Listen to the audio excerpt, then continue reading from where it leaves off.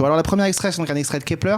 Alors, le deuxième extrait, vous allez voir, et j'en ai parlé avec les auteurs de la série, parce qu'effectivement, ils ont une passion pour les comics, et on va voir qu'il y a des liens avec Kepler. Alors, premier extrait, c'est Kepler, le psy qui parle de lui, évidemment, dans une vidéoconférence. On écoute. Une souffrance violente et répétée peut détruire des corps, mais aussi des esprits qui cherchent alors tous les moyens pour lui échapper. Si je ne veux plus souffrir, pourquoi ne pas laisser un autre le faire à ma place ?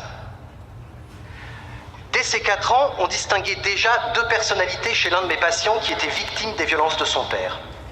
Simon, un petit garçon, apparaissait et prenait sa place lorsqu'il était soumis à ces violences. Les traumatismes qui se succèdent ensuite dans sa vie contribuent à donner de nouvelles faces à cette étrange mosaïque, et même à faire naître de nouvelles personnalités. Ces passagers qui hantent l'âme des malades sont aussi différents que vous et moi. Ils peuvent parler des langues différentes, ils peuvent avoir un QI différent, et ils sont même capables de capacités physiques différentes. Et alors le deuxième extrait que j'ai choisi, vous allez voir, il lui fait directement un écho, et en même temps ça m'étonne pas puisque ce personnage de comics bien connu parle aussi lui de dédoublement de personnalité, inspiré des romans notamment de Stevenson. Un petit extrait et on en reparle après. Chacun de nous est habité par une fureur atroce et déchaînée. Je souhaiterais, Madame Mayer, que vous nous racontiez votre histoire à votre façon. Je devais me rendre à Columbus, dans l'Ohio. J'ai tourné la tête vers BJ.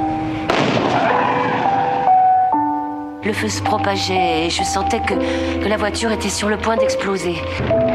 Mais petit à petit, j'ai réussi à la soulever de plus en plus. Je sais pas où j'ai trouvé la force. Docteur, vos recherches ont, je le sais, une application pratique dans la vie. Tout le monde aimerait savoir comment exploiter la force qui est en chacun de nous. Et finalement, j'ai posé la question aux auteurs qui aiment les comics. C'est un extrait de la série L'Incroyable Hulk, qui date de la fin des années 70. Parce qu'effectivement, alors sans spoiler, il y a toute une séquence où quand le personnage de Kepler représente un danger, l'un de ses passagers, donc l'une de ses personnalités très baraque, prend le contrôle, prend le brutal, prend le contrôle et lui fait faire évidemment des choses et notamment décupler une force incroyable. C'est évidemment le sujet de Dr. Jekyll et Mr. Hyde, c'est le sujet de Stevenson et c'est le sujet qui est porté évidemment dans les comics et de Marvel autour de Hulk. C'est pour ça que je voulais faire le parallèle entre ces deux personnages parce qu'il y a finalement quelque chose, alors non pas de Hulk dans Kepler, mais de ce trouble de la personnalité qui fait faire effectivement des choses particulières aux passagers.